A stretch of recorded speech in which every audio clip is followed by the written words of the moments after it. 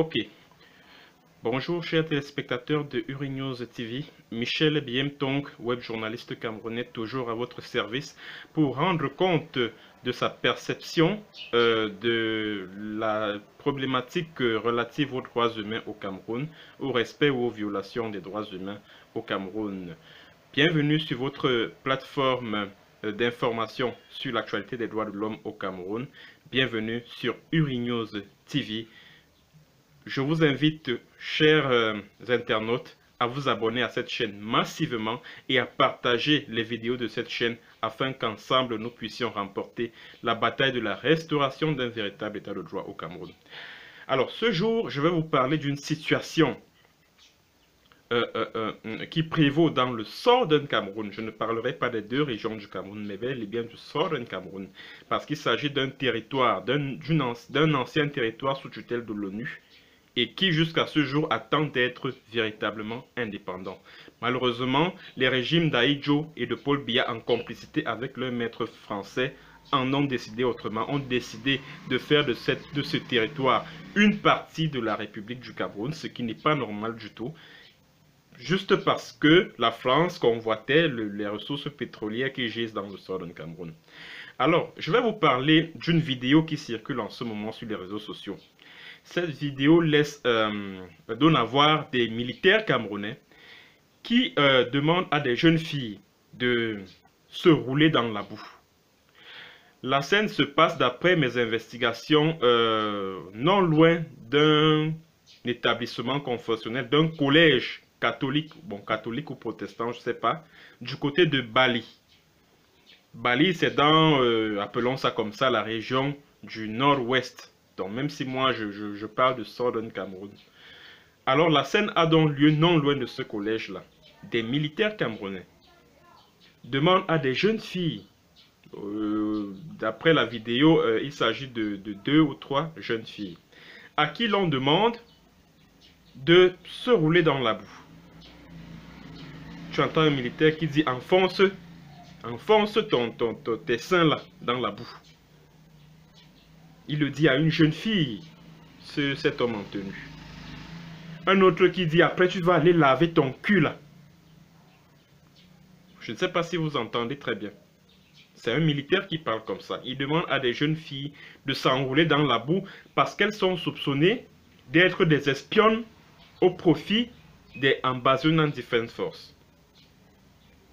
Alors, est-ce que dans un pays qui se veut un état de droit, est-ce que dans un pays dont les autorités proclament à U et à Dia qu'il est un pays où on respecte les droits de l'homme, on devrait, au 21e siècle, on devrait encore assister à des scènes aussi horribles, à des scènes aussi inimaginables?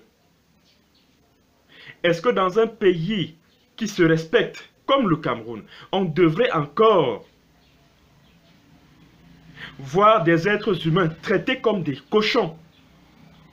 On demande à des êtres humains, qui plus est, des filles, des jeunes filles, à se rouler dans la boue, comme des porcs. Et ça se passe au Cameroun. Et ça ne dit rien à personne. Ça ne dit rien à personne. Vraiment, des images pareilles sont extrêmement choquantes, que cela m'amène à dire qu'en réalité, c'est l'armée de Paul Biya. Moi, je ne parlerai pas de l'armée camerounaise parce qu'une armée qui protège un pays, un territoire, ne se comporte pas de la sorte. Moi, je parlerai d'une armée au service d'un homme qui veut s'éterniser au pouvoir et au service d'un clan.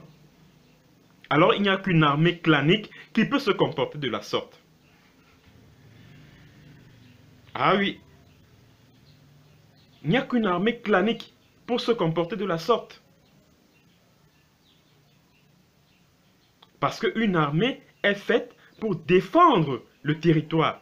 Une armée n'est pas faite pour infliger des traitements inhumains, cruels et dégradants à des citoyens. Alors je dirais que c'est cette armée-là qui, en réalité, est à l'origine de la création de l'Ambazonie. Oui, c'est cette armée qui pousse les ressortissants du Southern Cameroun à envisager de créer un État. Un nouvel État, l'État d'Ambazonie, où ils pourront vivre paisiblement. où ils ne pourront pas accepter que des êtres humains soient traités de la sorte.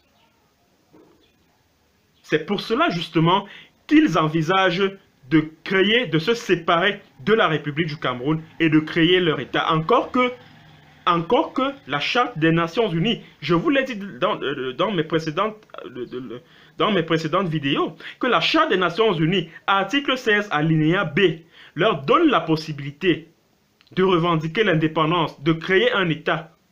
Ah oui, la Charte des Nations Unies, parce que ce territoire, c'est un ex-territoire sous tutelle de l'ONU. Et le but de la tutelle, c'était de préparer les peuples vivant dans ces territoires à l'indépendance ou à l'autodétermination. Ce n'est pas parce que l'ONU en a décidé autrement. Après toutes les magouilles entre la France et l'Angleterre, ce n'est pas parce que l'ONU a plutôt décidé que le British Cameroun soit soumis à un référendum pour le rattachement soit au Nigeria ou au Cameroun. Ce n'est pas parce que le Southern Cameroun a choisi, lors de ce référendum, de se rattacher à la République du Cameroun que ce territoire devient une région du Cameroun. Faites très attention. Mais alors, faites très attention. Et je veux m'adresser aux militaires camerounais qui posent des actes pareils. Sachez que ces filles, ces gens que vous maltraitez, ces Southern Camerouniens que vous maltraitez, que vous torturez, que vous tuez, ont des frères, ont des cousins, ont des oncles, ont des oncles, ont des pères, ont des mères. Et dites-vous bien que quand vous commettez des actes pareils vis-à-vis de ces jeunes filles, sachez que la seule idée que leurs frères, les frères de ces jeunes filles-là, auront en tête, la seule idée que les frères, c'est-à-dire que les proches de ces jeunes filles que vous avez fait rouler dans la boue auront en tête, c'est de rejoindre les Ambazonian Defense Force. Ah oui, parce que c'est vous, ces militaires tortionnaires, barbares et sauvages, c'est vous qui entraînez ces ressortissants du Southern Cameroun à rejoindre l'Ambazonian Defense Force. Je vais vous rappeler une chose, j'ai suivi il y a quelques jours un reportage de TV5 Monde au cœur des Ambazonian Defense Force. Alors le confrère a posé la question à un membre de ce mouvement armé. Bon, le confrère a dû lui demander que pourquoi tu te retrouves ici. Il lui a répondu que c'est parce que le 1er octobre 2017, il était en train de manifester lors de la commémoration de l'anniversaire de l'indépendance du Southern Cameroun. Alors il a vu comment son frère est mort, tué par des militaires camerounais. Tué par vous, ces militaires camerounais, qui disent défendre Paul Biya et son clan de mafieux. C'est parce que justement il a vu son frère tué par vous qu'il a décidé de rejoindre l'Ambazonie. Et de se venger sans doute. Et de se venger. Parce que quand des gens viennent sur Facebook là, les petites souris du régime de Paul Biya envahissent Facebook. C'est-à-dire que pour justifier toute cette barbarie, cette sauvagerie de cette armée, ils viennent avec des photos des jeunes avec des armes pour dire que non, voilà vos civils innocents. Hein, voilà les civils innocents.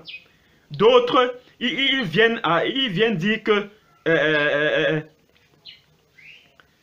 d'autres viennent se plaindre que oui, ils tuent les militaires. Ah, c'est des terroristes. Mais attendez un peu. Vous pensez que quand un ressortissant du Southern Cameroun voit son frère qui est torturé, il voit sa soeur qui est violée, il se souvient que ses parents ont dû fuir au village parce qu'on a brûlé leur case. Ils ont dû fuir au village pour se retrouver au Nigeria. Vous pensez que l'idée qu'il aura en tête, c'est de faire quoi? C'est de rejoindre les Ambazonian Defense Force et de tuer tout ce qu'il rencontre comme homme en tenue en route. Ah oui! Pour se venger. Pour venger son frère qui a été tué. Pour venger sa soeur qui a été violée ou roulée dans la boue comme ces jeunes filles. ou venger ses parents qui ont dû fuir pour se retrouver au Nigeria parce que leur case a été brûlée par les militaires, les escadrons de la mort du régime de Paul Biya. C'est l'armée camerounaise, c'est l'armée de Paul Biya qui crée l'Amazonie. C'est vous qui êtes à l'origine de ça. Donc arrêtez de culpabiliser les anglophones. C'est vous qui les poussez dans les bras de l'Amazonie. Encore qu'ils ont le droit, je l'ai dit tout à l'heure, ils ont le droit de créer un État. Vous n'avez aucun droit là-bas. C'est pas chez vous. Vous n'êtes pas chez vous là-bas. Vous avez eu votre indépendance le 1er janvier 1960. Vous avez été admis aux Nations Unies le 20 septembre 1960. Dans la même année. Terminé, full stop. L'ONU vous a demandé, malgré le fait que l'ONU ait refusé l'indépendance aux Southern Cameroonians, elle vous a tout au moins demandé de signer, d'engager des pourparlers avec le gouvernement du Southern Cameroun, non? L'ONU a demandé ça à Ahidjo qui a voté contre la résolution 1608 du 21 avril 1961 qui accorde l'indépendance au Southern Cameroun. L'ONU a demandé à Ahidjo de signer des pourparlers avec le gouvernement du Southern Cameroun en présence de l'Angleterre. Est-ce qu'Ahidjo l'a fait? Il ne l'a pas fait, il n'a pas signé ce traité. Ce traité qui devait être l'aboutissement de ces pourparlers dont parlait l'ONU. Vous avez signé un traité avec le Southern Cameroun? Non. Et qu'est-ce qui vous confère le droit? Le droit sur ce territoire? Qu'est-ce qui fait de ce territoire une région du Cameroun sans ce traité? Arrêtez avec l'imposture là. Et arrêtez de parler de régions du nord-ouest et du sud-ouest. C'est le Southern Cameroun, monsieur. Et rendez-leur leur indépendance. Plutôt que d'aller là-bas faire le voyou, le gangster, torturer, tuer des gens. Et demander aux jeunes filles de se rouler dans la boue. Et c'est cet état sauvage et barbare que vous voulez imposer aux anglophones?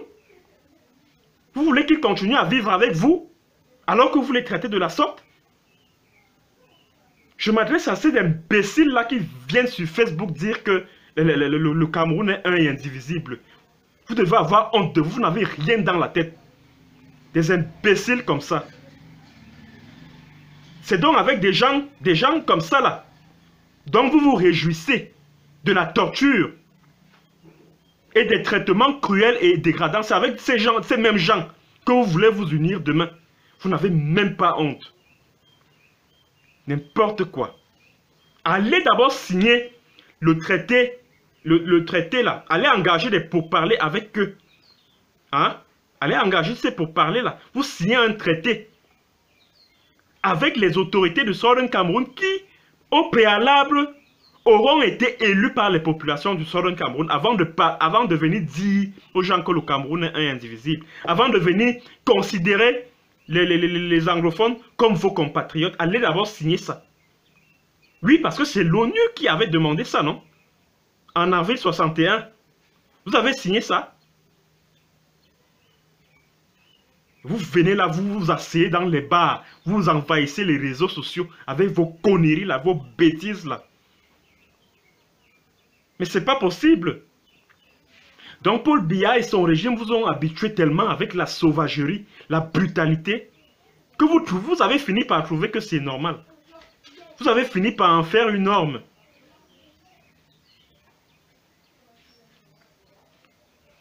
Et je vais m'adresser aux militaires camerounais, vous qui êtes au Southern Cameroun là. Faites très attention. Et moi je vais vous dire que je ne m'apitoierai jamais sur le sort d'un militaire camerounais qui est tué là-bas. Jamais. Vous mentez. Je suis certes journaliste qui traite des questions des droits humains. Moi-même, j'ai des frères, j'ai des soeurs qui sont dans l'armée. Vous comprenez?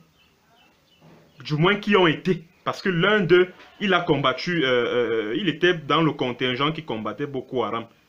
Malheureusement, les Boko Haram l'ont anéanti au niveau de ses deux jambes.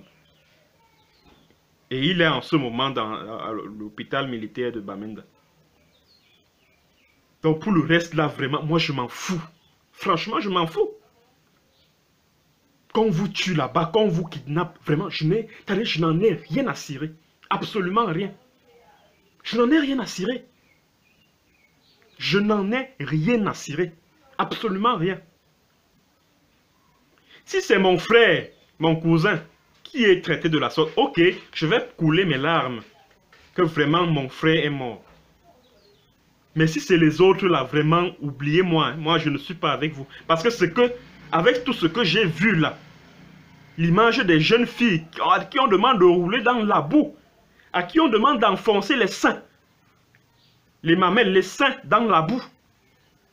Imaginez un peu l'hygiène comment la femme est fragile et tout ça. Imaginez un peu l'hygiène de la femme qui est particulière. Une femme comme celle-là, vous demandez, une jeune fille, vous la demandez de rouler dans la boue. Si maintenant dans son truc d'en bas là, elle attrape des infections là, vous allez dire quoi?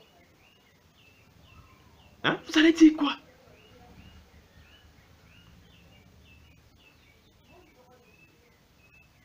Et tu trouves des animaux, certains compatriotes francophones qui encouragent des choses comme ça. Vous êtes pire que des animaux.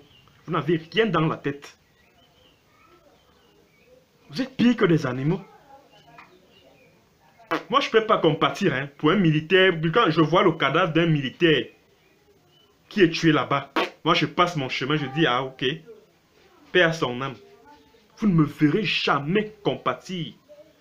Parce que c'est vous, chers soldats, c'est vous qui poussez ces gens-là à rejoindre le camp des Ambazonian Defense Force et à vous tuer.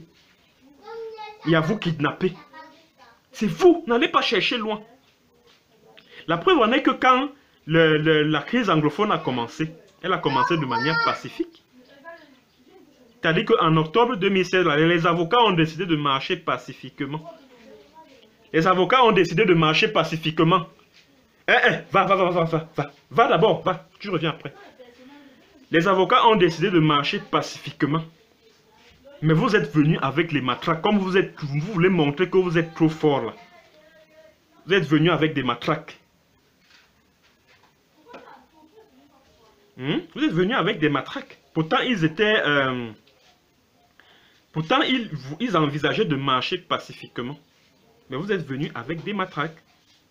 Ok? C'est vous, c'est-à-dire que la violence se trouve de votre côté. Pas du leur. Parce que les anglophones, c'est un peuple très pacifique, les gars. C'est un peuple très pacifique.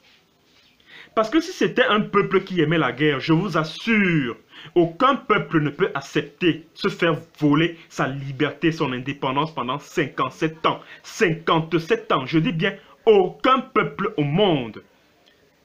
Parce que c'est un peuple qui depuis 57 ans subit tout, le peuple anglophone du Cameroun. People of Southern Cameroon. Ils subissent les tortures, les emprisonnements, les viols, les kidnappings, les assassinats, les massacres, etc. Ils subissent cela depuis Aïdjo jusqu'à Biya. Et depuis 57 ans. Parce que c'était un peuple qui avait une spécificité, qui avait une culture sur le plan politique, sur le plan social, sur le plan culturel. Avant même que l'ONU ne décide de leur plébiscite là, de son plébiscite, de leur imposer le plébiscite. Ils avaient un parlement, un premier ministre. Ils entretenaient des relations commerciales avec l'Europe, avec les États-Unis, avec le Commonwealth. Et ils avaient une économie prospère. Ils avaient la Cameroon Bank, ils avaient PowerCam, ils avaient PWD, des entreprises, des structures économiques prospères. Mais malheureusement, Aïdjo, parce qu'il voulait amener les Southern Cameroonians à dépendre de la République du Cameroun, il a détruit le fleuron économique du Southern Cameroun afin de soumettre ce peuple-là à l'esclavage. Ils ont accepté. Ils ont accepté ça. Ils ont accepté ça. Mais ils en sont arrivés à un niveau où enough is enough. Ils ont commencé à dire enough is enough. Donc c'est la preuve que c'est un peuple pacifique, parce qu'un peuple de guerriers n'aurait jamais accepté ce que le Southern Cameroun subit depuis 1961. Je dis bien aucun peuple au monde, aucun. Donc arrêtez de les diaboliser, arrêtez de les traiter de terroristes. Ce sont des indépendantistes, ils se battent pour leur liberté, pour leur droit à l'autodétermination. Ils ne se battent pas pour faire sécession. Pour parler de sécession, il faut qu'il y ait déjà eu unité. Or, non seulement vous n'avez jamais signé un traité de l'Union avec le Southern Cameroun, comme l'ONU l'a demandé en 1961, mais en plus, le référendum de 72 était illégal. Le référendum du 20 mai 72, complètement illégal. Parce qu'il violait l'article 47 alinéa 1 de la Constitution fédérale, qui interdisait la remise en cause de l'unité fédérale du pays. Ahidjo a violé cette disposition. C'est vrai que les bialâtres viendront dire oui, l'article 2 de cette même constitution prescrivait que le peuple exprime sa souveraineté soit à travers le Parlement, soit à travers un référendum. D'accord, ça c'est sur le plan général. Mais il y a un principe en droit, et là je me parle sous le contrôle des juristes, qui voudraient que le spécial déroge au général. Alors certes, la Constitution fédérale a prévu un référendum.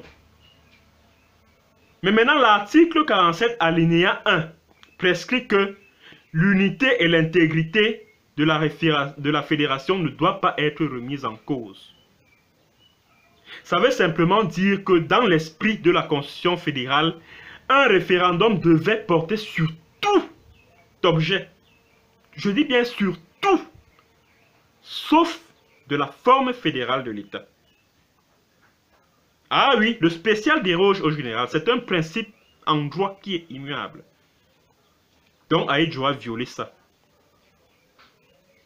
Et après avoir violé cette constitution, le jour du référendum, il envoie la police dans le Southern Cameroun pour intimider les populations. Je parle d'Ahidjo. Pour intimider les populations du Southern Cameroun. Parce que les populations voulaient se soulever et dire non à cette mascarade référendaire. Il a envoyé la police là-bas.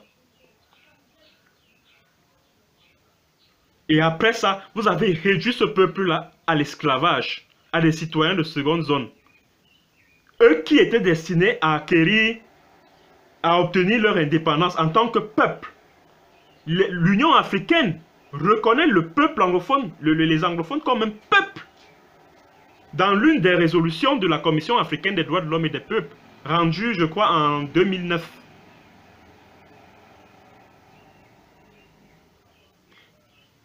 Donc arrêtez de vous plaindre, arrêtez d'afficher les photos des jeunes avec les armes là pour dire que oui, après, quand on va les tuer, on va commencer à dire que c'est des civils, des innocents. Mais ils prennent les armes parce que c'est vous qui les poussez à prendre les armes. C'est vos militaires, vos escadrons de la mort, vos tortionnaires là. Ce sont eux qui poussent ces enfants à prendre les armes. C'est l'attitude condescendante de vous, certains francophones camerounais, qui poussent ces jeunes-là à prendre les armes. Parce que moi, je les connais comme un peuple pacifique. Et je vais vous raconter une anecdote pour vous témoigner de ce que c'est que le peuple anglophone. Vraiment, c'est des vrais gentlemen. Hein.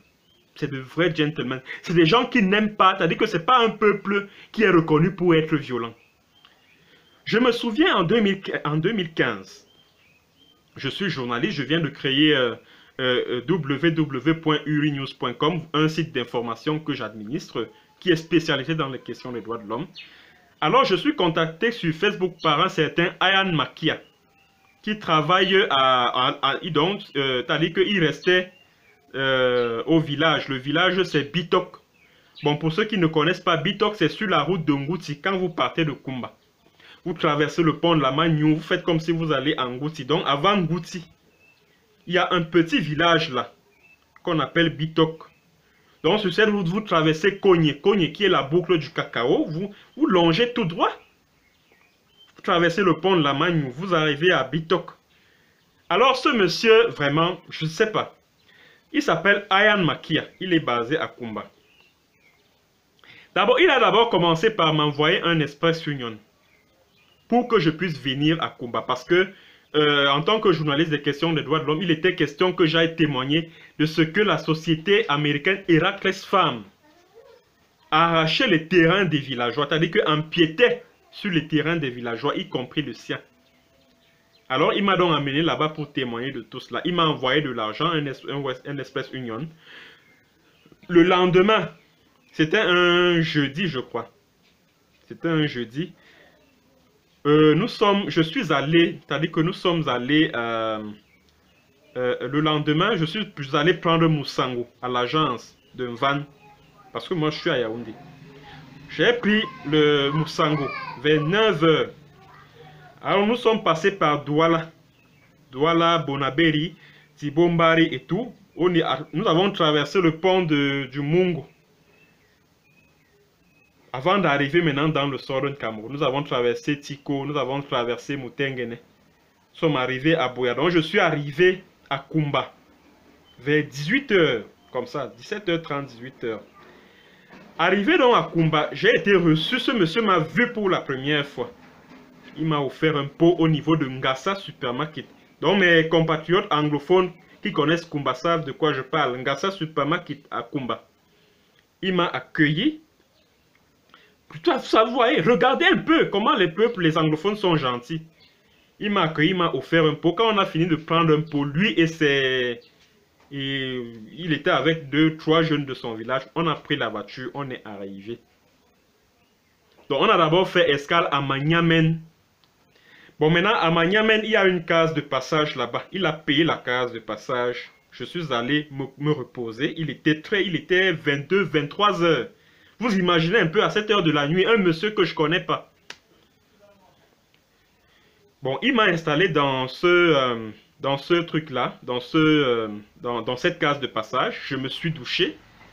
Il m'a servi à manger. J'ai mangé.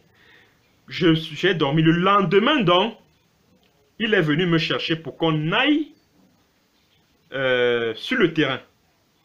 Donc, j'ai fait ma collecte d'informations. Je suis allé rencontrer les chefs traditionnels.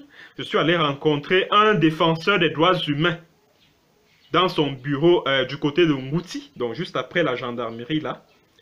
Je suis allé le voir. Bon, j'ai fait mon travail d'investigation, quoi. Bon, il m'a même donné le contact d'un responsable de Heracles Farm que je pouvais joindre pour équilibrer l'information, etc., etc.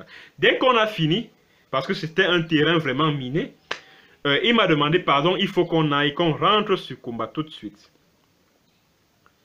Bon, on est rentré, nous étions un vendredi. On est rentré sur Kumba. Arrivé à Kumba, il m'a payé une chambre d'hôtel à 5000 francs. Bon, j'y ai passé la nuit de vendredi jusqu'au samedi matin. Bon, maintenant, le samedi matin, il m'a accordé une interview. Il m'a accordé une interview. Dès que l'interview est finie, il m'a dit, tu as besoin de combien pour rentrer? Je lui ai donné la somme d'argent que je voulais. Il est allé à sa banque, il a pris l'argent, il m'a donné. Je suis rentré. Voilà un monsieur qui ne me connaissait pas, il ne m'avait jamais vu. Mais c'est parce qu'il a estimé, porté en haute estime le travail que je fais, le travail d'information sur l'actualité des droits de l'homme au Cameroun. Regardez comment les anglophones sont gentils. Chers compatriotes francophones, vous qui passez votre temps à les diaboliser là. Vous connaissez donc un seul francophone ici, que ce soit à Yaoundé ou à Douala, qui peut admirer le travail d'un jeune anglophone basé à Kumba, à Boya ou à Limbe ou à je ne sais pas quelle autre localité du Southern Cameroun. Il le fait venir à Yaoundé ou à Douala, il le loge dans les hôtels, il l'amène dans ses villages, il lui donne de l'argent. Vous connaissez un seul francophone qui est capable d'une telle ouverture, qui est capable d'une telle gentillesse? Vous en connaissez un seul? Dites-moi un peu. Maintenant, nous sommes entre nous, les francophones, c'est-à-dire les ressortissants de l'ex-Cameroun oriental français. Parlons, c'est-à-dire qu'entre nous, disons-nous des vérités. Quel Camerounais francophone est capable de ce que ce monsieur-là m'a fait? Quel Camerounais francophone est capable de ça? Donc vous restez là, vous passez le temps à diaboliser les anglophones, vous ne les connaissez même pas. C'est des gens gentils. Et quand vous les voyez prendre les armes, non, il faut vous poser beaucoup de questions. Il faut même vous remettre en question, vous, votre gouvernement doit se remettre en question, plutôt que de se montrer arrogant. Ouais, le Cameroun est un indivisible. Ouais, c'est des terroristes. Ouais, machin. Et ceci. Ah, c'est un peuple très gentil. Vous devez vous plutôt, le gouvernement camerounais et certains francophones qui soutiennent ce gouvernement-là, dans la répression au Southern Cameroun, dans les violations des droits humains de ce gouvernement au Cameroun, les francophones qui soutiennent ça devraient se mettre en tête que ce n'est pas un peuple qui est violent. S'ils en sont arrivés à prendre les armes aujourd'hui, c'est vous qui les avez poussés, votre arrogance, votre insolence. Et c'est votre ignorance aussi. Parce que même votre propre histoire, vous les francophones, là, vous ne connaissez même pas. Alors quand on ne connaît pas, on se tait. D'accord? Et je l'ai dit lors de ma précédente vidéo, vous êtes, vous êtes entré par effraction au Southern Cameroun. Je l'ai toujours dit et redit. Et j'attends que l'un d'entre vous m'apporte la preuve du contraire. Vous êtes entré par effraction dans le Southern Cameroun. Et quand le propriétaire des lieux vous demande de sortir, vous faites profil bas. Soit vous sortez, soit vous négociez avec lui. Si vous voulez que le propriétaire des lieux demeure votre frère, vous devez négocier avec la personne. Que de vous comporter. C'est comme un bandit qui entre chez quelqu'un par effraction. Il force la porte, il entre. Le propriétaire des lieux lui demande de sortir. Il dit que je ne sors pas. C'est le chez toi ici. N'est-ce pas, c'est le chez nous? Non! Quand tu es en situation de banditisme, de gangstérisme chez quelqu'un, tu dois avoir le propos conciliant, tu dois faire profil bas que de te montrer arrogant. Parce que l'arrogance, là, ça pousse l'autre à se radicaliser et à utiliser les mêmes moyens que toi pour te foutre dehors. D'où les Ambazonian Defense Force, les Tigers of Amazon, les Red Dragons, tous ces bandes armées qui sévissent dans le Southern Cameroun. C'est vous qui avez créé ça. C'est vous, les militaires camerounais, qui torturez les citoyens du Southern Cameroun. Qui tuaient, qui brûlaient les villages là-bas. C'est vous qui poussez ces jeunes à rejoindre le rang des Ambazonian Defense Force. C'est vous. Arrêtez de les culpabiliser. Ils n'y sont pour rien. Arrêtez ça. Arrêtez ça.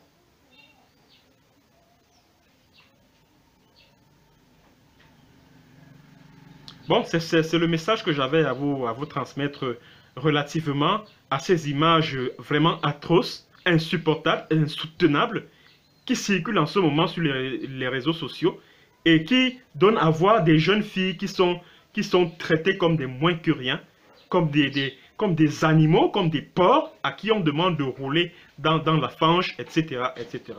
Vraiment, ce message, c'est-à-dire cette image m'a tellement choqué et j'ai voulu partager ma peine, ma douleur, ma colère avec vous, avec ceux qui veulent bien m'écouter. Parce que certains Camerounais, certains Camerounais francophones n'aiment pas entendre le langage de la vérité. Je m'en fous d'eux, je m'en fous de vous.